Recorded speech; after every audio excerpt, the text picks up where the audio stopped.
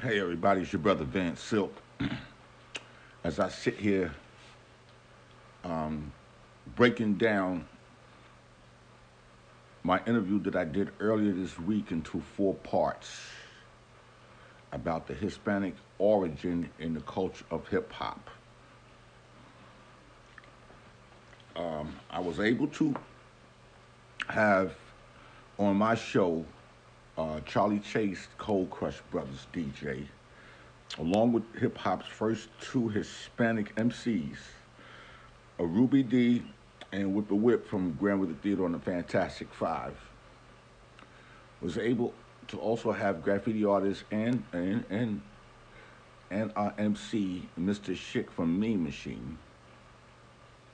And also we had Crazy Legs from the Rocksteady crew, who was actually the youngest person on this podcast.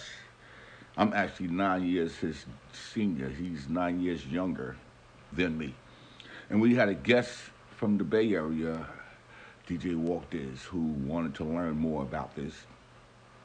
And I want people to please understand.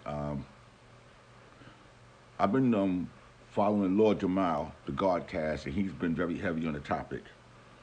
But this is what I really want to say before we get into part one. I wish a lot of y'all pioneers, some of y'all, please stop fudging your timeline. Play your role and your position. Because a lot of people's getting upset because the truth is being told, and I've been trying to tell the truth forever. I'm not a hip hop historian, I'm a hip hop true historian. My word of true historian is the truth. Not here to argue, not here to debate. We're here to have the discussion of when the Hispanics got into hip hop. And the first two MCs agreed that around the year 77, 78, when they got in, around 78 is when they started. Okay, because it's about when you're getting on your flyers. 72, 73, 74, 75, 76, it was non-existent. And the original B-boys were black, going from salsa to Trixie, dancing Doug to Wendell, and all those older guys who are older now. Charlie Rock. And I just want people to sit down and realize discussion I watch online is still getting out of hand. Stop with the African drums. Stop with all this here. Stop with Grandmaster Flowers. We're not talking mobile DJs. Grandmaster Flowers, respectfully, it had nothing to do with hip hop. Now, you might have seen later flyers in '79 with Pete, DJ Jones, and Flash and Flowers, but that was that was a party. So I want everybody to sit back, take a deep breath, and know your history. The most important history in hip hop is 1973 to 1983. And if you wasn't there, if you're not older than hip hop and you ain't 55, 56, 57 and up, you couldn't witness anything. All I need you to do is to take a seat in the audience. We didn't ask you to buy a ticket. Just take a seat in the audience. This is your brother VANSILK. Here's part one of my Not in My House podcast with Charlie Chase, Rubie D, Whip a Whip, Mr.Schick, Crazy Legs, and DJ Walt Digz. Enjoy, learn, and if you want to use this on your platform, you can inbox me, and I'll be glad to forward it to you or get it to you, so we can spread the truthful message out here. And I wish a lot of people stop going to those rappers in this business who might have a bigger name to tell our story. You need to go to the source. Be fair and square about it. They wasn't there, they can't tell you anything. That's all I have to say. Peace.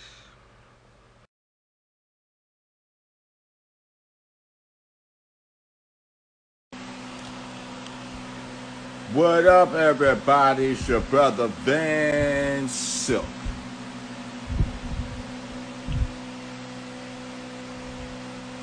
We're going to have a good conversation tonight, 9 o'clock. I hope y'all can hear me. We had a storm down here, so the air conditioning went out.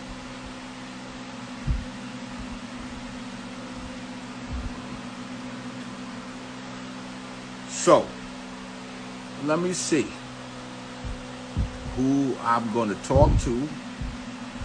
My guests. I have to make a request. Walt, Digz, please request.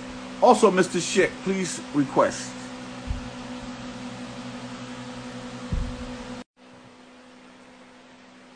Walt, Digz. What's good, Van? What's good? How you feeling? I'm good, bro. Thank you. We had a storm. I had to put a fan. Can you hear that fan or not? If not, I have to cut it off. Can you hear it? I can hear it in the background, but I can still hear you as well. Okay. Well, we're going to have to deal with that for right now. Hold on a second. Sure.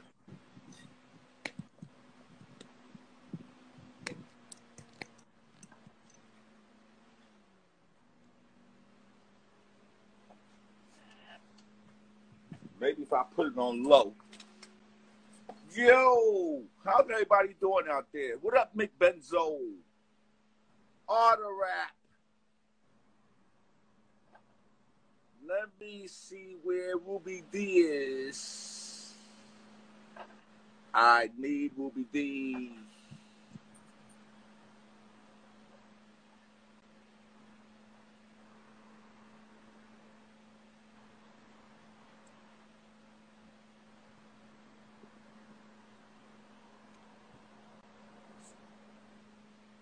Is it 9 o'clock yet? It's 1 minute shy. How you doing, brother? I'm doing good here in San Francisco. It's beautiful weather. Mr. Schick. Mr. Schick. Oh, my God. Hold on a second. How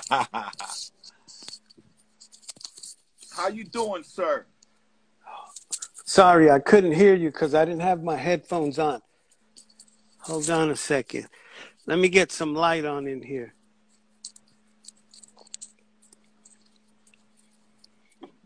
Mick Benzo, hang around for a while, Mick. I need to get you in. I need to get these guys in, Mickey, and I need to talk to you, Mick.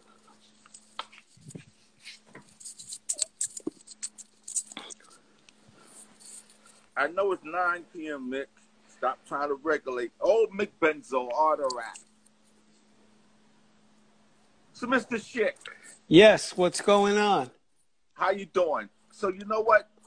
I'm waiting for Rubie D, but I can go ahead with you. Yeah, I was talking to Rubie D earlier today. Let me see if I get this thing here so it'll hold my phone. But I want to say this before I get started.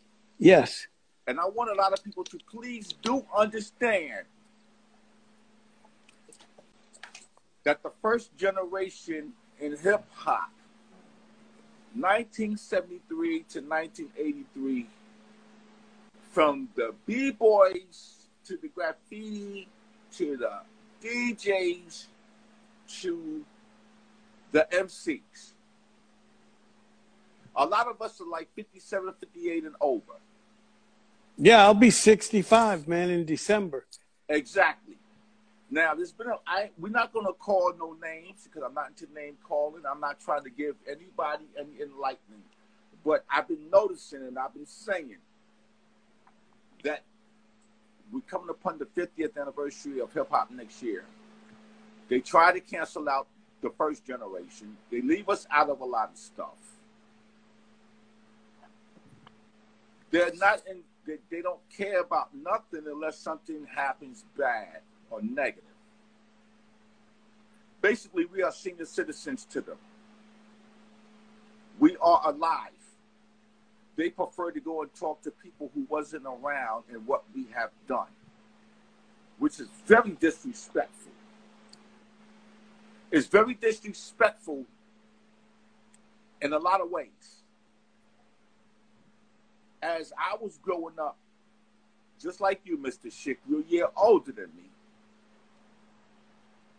In our community in the Bronx, if you grew up in Spanish Harlem, it was mixed. In the Bronx, my first friend, Hispanic, was Ralphie. First grade. My best friend, Reddy, Chino, and Goldie, I never knew they was West Indian because they never spoke it. Yeah. They hid it. We couldn't date no Hispanic girls in the early 70s because the Hispanic culture was very, very tight. Am I right or wrong? Yeah, you had like the older generations that were like that, and then like our generation, well, at least for the Hispanics, was a little different. Can you speak a little louder? I can't hear you. Okay, let me see if I can turn up this volume. Hold on.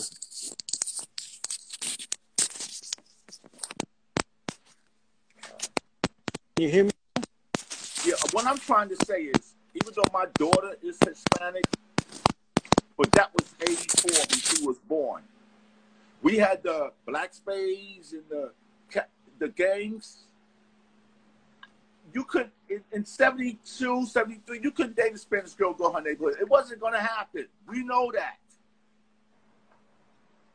You couldn't walk. Where you were in where? Spanish Harlem? Huh? Oh, yeah, yeah. So, hip-hop, later on, about 77, 78, is responsible for a lot of this coming together. Shoot, hip-hop even when they had the gang meeting at the Holds Avenue Boys Club and Bam Bam was there, and, you know, with all that stuff that happened, when the gang started to fall down and the Zulu Nation helped with a lot of stuff, a lot of Hispanics started hanging out because I remember in the South Bronx when the DJs, it wasn't even hip-hop, just when the DJs came out in the park in the summertime. Yeah. You had the Hispanics with the congos and the drums and the Latin music and people trying to make it seem like, yeah, we lived together, but we still had a separate culture growing up. Unless you was a graffiti artist in the early days. Yeah, and that's the thing, you know, me coming into hip-hop, my first introduction was graffiti. So right. I was a graffiti writer from 71 to 81, you know, and not the full 81 because once we started like going out of New York touring, then, you know, I had to stop. But for a little while in 79, 80, and 81, I was doing both, you know. While there was people at the Disco Fever, I'm up right there on the Jerome Avenue layups painting trains.